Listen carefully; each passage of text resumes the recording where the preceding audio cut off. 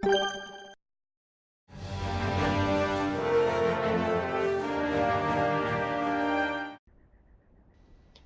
everyone, and welcome back to my channel with a new video about World of Tanks.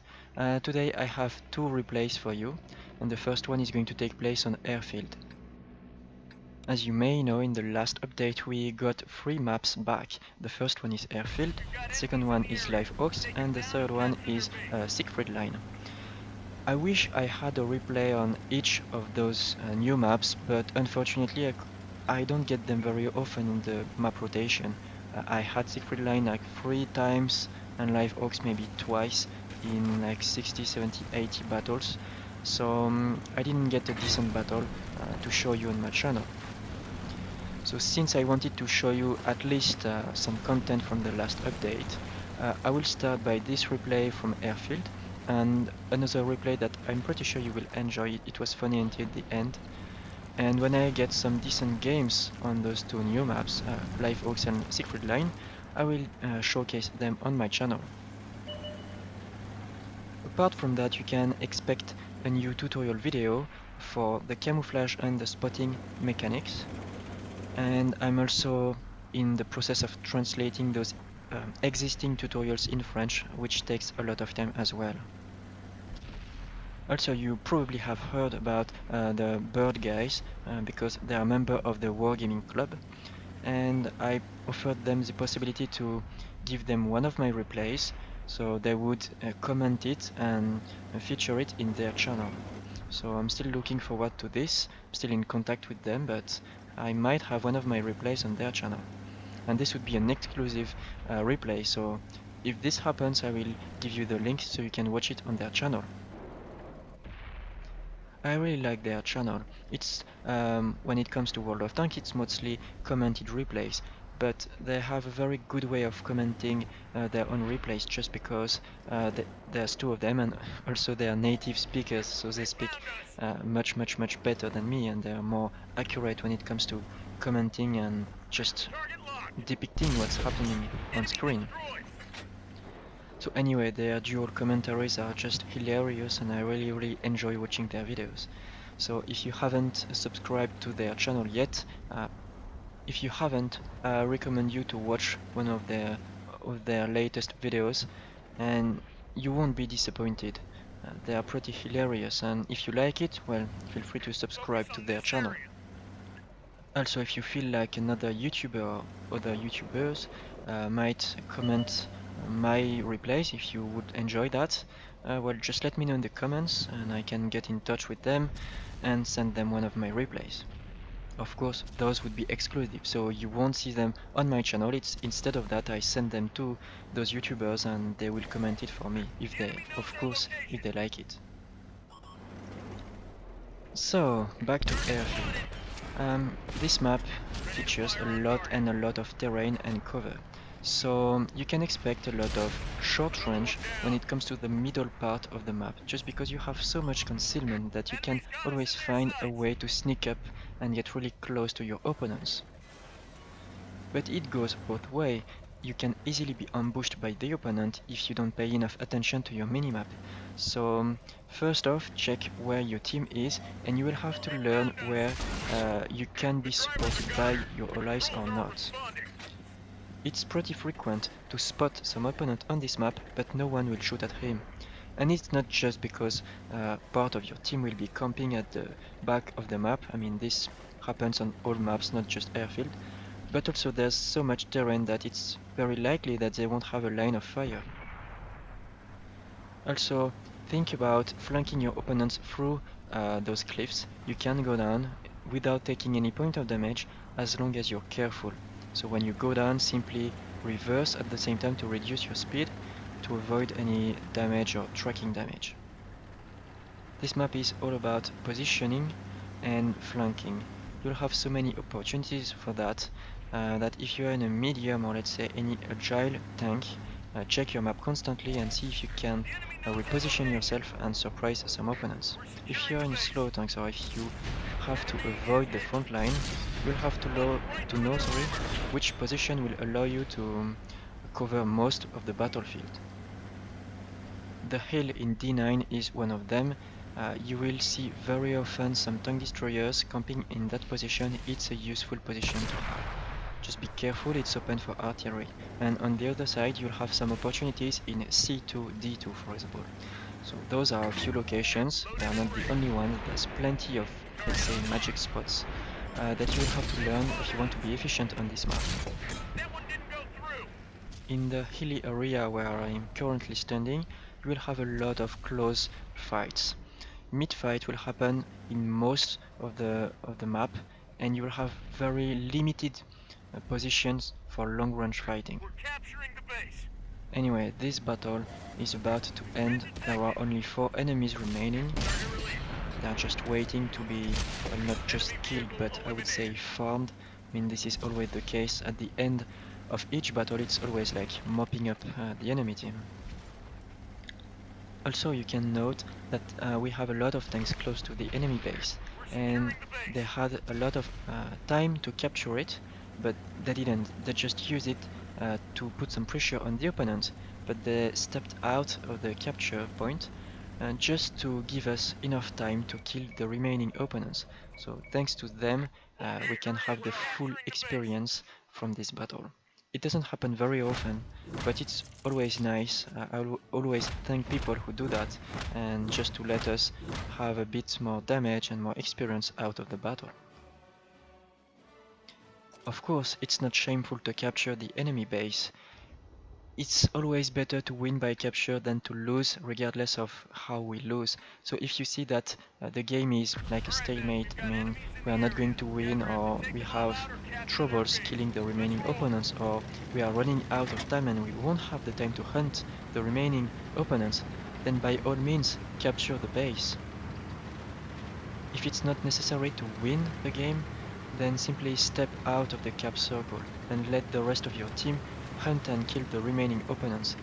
Especially if, for example, they have been hurt and crippled by a remaining opponent, he's still alive, and they are hunting him, but you cap and the game ends early, and they don't have the opportunity to get some, let's say, a vengeance kill. Anyway, let's talk about the second replay. So I'm playing in my Leopard 1, one of my favorite tanks of the game, playing aggressively in the middle just to spot the opponent and trying to punish another medium enemy tank, but instead I missed and got shot. If you are interested in getting this tank, by all means do it. It's a fantastic tank, I love it to no end. It's agile, it has an excellent gun, excellent accuracy, excellent mobility, I mean, it's perfect. However, since you have no armor, people will love shooting at you, whether they are light tanks, medium tanks, artillery, whatever. They will always try their chance and see if they can damage you. So don't be surprised if some people are committing suicide like this AMX 5100 just to get a shot at you, or even if the artillery is trying to shoot you. It's not because you have a high mobility and high top speed that artillery won't try to shoot you. So always stay in motion, and always check if an opponent has a line of fire towards you. Learning how to preserve your HP pool is a critical skill that you will have to learn if you want to be an efficient driver. I mean, for the Leopard 1. It's true for all tanks, but for tanks with very light armor, it's really important. It's because at the later stage of the game, you will most likely face 1 or 2 enemy tanks. And if you don't have enough life, you won't have the possibility to take risks just to take out an opponent. You won't be able to trade shots, and if you get surprised, you will be taken out very easily. And since the Leopard 1 has no armor, you will not have the possibility to rely on it just to bounce one shot. It's not possible. You won't rely also on your DPM because the DPM of the Leopard 1 is pretty average. So you'll have to learn how to preserve your HP, and here I'm already below half of my maximum health. It's not a very good start. If you look on the minimap, you will see that our team is quite well deployed. Actually, we have a lot of tank destroyers, and most of the time you can expect them to be sitting at the back of the map, but this time they are playing quite aggressively and they try to defend actively our territory and to put some pressure on the opponent. Just by looking at the position of your allies, you can tell if they are good or not, but also you can predict how the game will develop and if you have a chance of winning, I mean a fair chance of winning or not. If you look at the score, at the moment it's 5-5, so we can't tell if we have a good chance of winning or not just by looking at the score. But for example, if we were winning 8-5, we could say, hey, we have the numerical advantage, but this is not enough. The number of HP remaining on each tank is important, but also their position as well. If you have 3 tanks sitting at the back of the map doing nothing, then you cannot take advantage of your numerical advantage, and if the opponent is smart, he still have a very good chance of winning. So since our team is trying their hardest to win this game, I obviously have to do the same and try to support them as much as I can by spotting enemies or damaging them. Quite an unlucky shot at this VK02B just because he went behind a wreck that was also covered by a bush, so I didn't see the outline. Anyway, I have to help our lonely heavy tank in D8. He's isolated and he's pretty much the only one defending our right flank. The score is still tight and the enemy Waffenträger has equalized it and it's 7-7 now. But we have one advantage. A portion of our team in D2, E2 is refraining the opponent from advancing toward the columns 1 and 2. So we don't have control of this corridor, but neither does the opponent team. Also, we have the control of the central hill of the game, where we have 2 tank destroyers, I mean just 1 now. But if you play it safe, you can keep the control of this area and put a lot of pressure on the opponents that are remaining on the enemy base, and a lot of them actually are still sitting on their base. So if we don't give to the enemy team the opportunity to control the eastern flank, then we will have a huge advantage, even if we have more or less the same number of tanks. So here I am trying to attract the attention of this VK. I know that I am a juicy target, so he will be already tempted to shoot at me. So I'm just damaging him, I mean trying to damage him from time to time just to attract his attention and allow my teammate in the tank destroyer to hurt him. Fortunately, the first shell deviated in his front plate, and this is a fortress, you can't hurt him there. And now he is angled, so I have no chance of hurting him. But it's alright, I sacrificed a bit of my health to distract him and to allow my team to take him down easily, and now I have to take cover from this new enemy. This E75 has been severely damaged, but before dying he had the opportunity to kill one of our allies, and now the score is 12-11, so it's very tight. In those situations, the best is to stick together and make sure that no one will be sacrificed in an enemy ambush. So if you have enough health so you can take a hit from the opponent, you should be the one spotting. It's not necessarily the one with the best camouflage rating anymore. We have lost another tank destroyer, and now it's at least a good opportunity for me to finish off this object 140, so I can take him in crossfire between me and the artillery. But he doesn't know it, but he took cover from me. He's behind a house, I have no line of fire, and he killed the artillery as well. He's showing only the side of the tracks, so I wouldn't be able to damage him, it would only reveal my position. So I'm just going to wait a little bit just in case he's doing the mistake of going out now. And nope, he's a bright opponent. He doesn't, he stays in cover. Maybe he's reversing a bit to still take advantage of the house, and I have no idea of where he is. I can't waste any more time here. I have to redeploy and try to get the position of other enemies. Even if I am a one-shot from here and according to the last enemy positions, I'm safe at the moment. So I'm just going to take advantage of the higher ground and stay behind cover, and I will not expose myself uselessly. I'm just trying to spot the opponent. Since I'm a one-shot kill for those 2 tank destroyers, I can't afford to stay in position and to risk my tank else if I die my ally in the Waffenträger would be isolated and probably overwhelmed by those three opponents. So what I want to do is simply to feed him some targets. Even if I don't shoot at them at all, I just want to help him as much as I can. So I'm just checking the central part of the map in case an opponent would sneak up on us in our rear, but it's not the case. And meanwhile, our Waffenträger spots a fourth opponent and obliterates him. So 4 kills for him, and he's still on 80% of his health, so he's a very good player. We haven't seen, however, the object 140.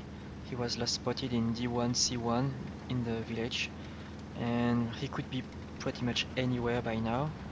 We don't have any information. Again, I'm just using those bushes just to surprise him. I caught him off position, and I take a risk here by being spotted, but I believe it's a risk worth to take.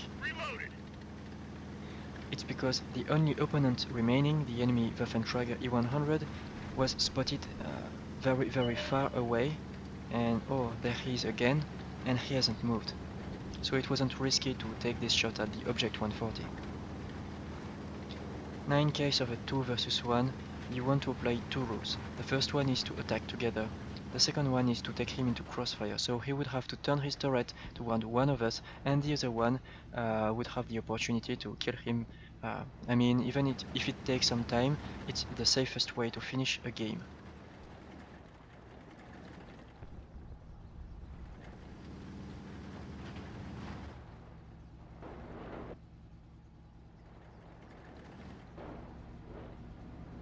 So clearly from here, if he was behind this rock or close to the wreck, I would have seen him. The Leopard 1 has a very good view range, 410 meters, and I have the optics plus some good crew, so if he were in the vicinity, I would have spotted him. So what I want to do now is to flank him, so I would go through H6, J6 as well, close to their base, and then go down the cliff and try to surprise him from the flank. And even if I get in a position in which I can't hurt him, if I still am able to spot him, that would give a very nice opportunity for my ally.